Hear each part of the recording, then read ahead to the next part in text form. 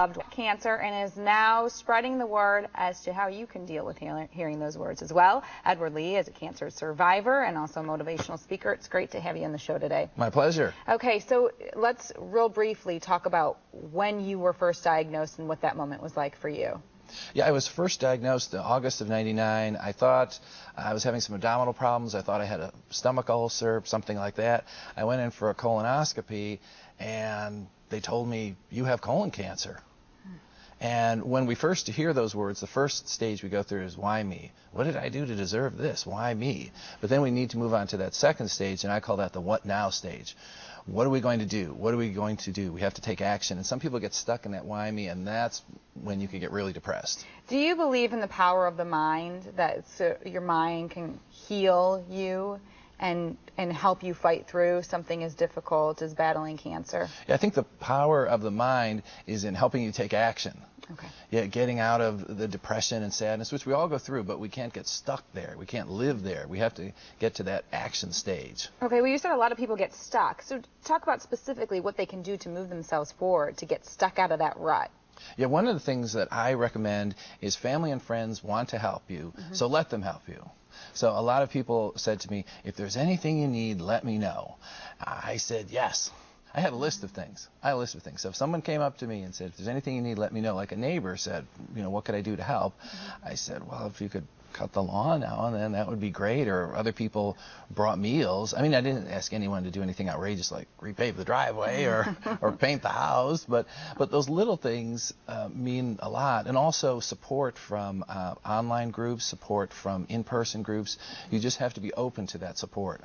Well, I think that if you have not heard those words and they've not been said to you, you probably can't understand like someone who has heard them. But as you mentioned, people do want to help. What is the right way to approach someone who you love who's just been diagnosed, and what is the wrong way to approach them? Well, the right way is to, offer support. And also one thing I recommend is don't pry. Because I had people ask me very personal questions.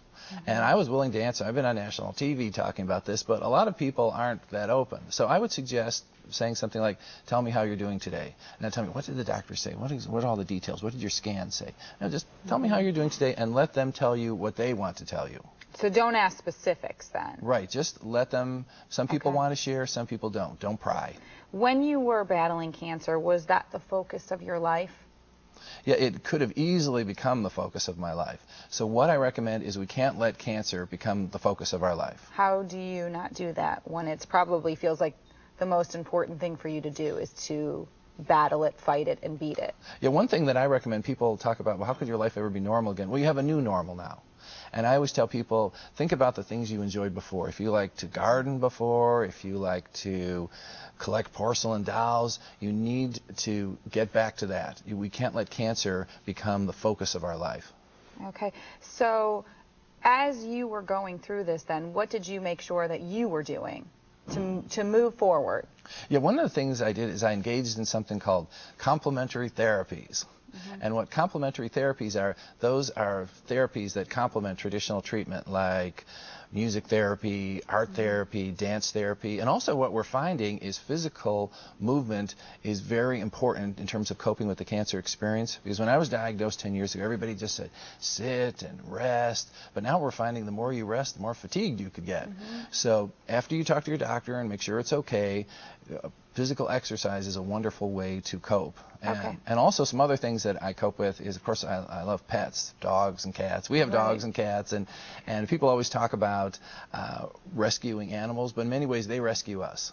They rescue us from loneliness, sadness, and so that's another way that I coped. Okay, any other tools for how people can get in touch with you, or good resources for anybody who's listening and maybe has recently been diagnosed with cancer? Oh, yes, if anyone would like to get in touch with me, they could either call, it's 440-338-3056, or email, it's actually my name, edwardleigh.com, and Leigh is L-E-I-G-H if someone would like to get in touch. All right, thank you so much. My pleasure. Thank you for inviting me. Yeah, stay with us. We will be right back with more of Good Company. We're headed into the kitchen with the Greenhouse Tavern.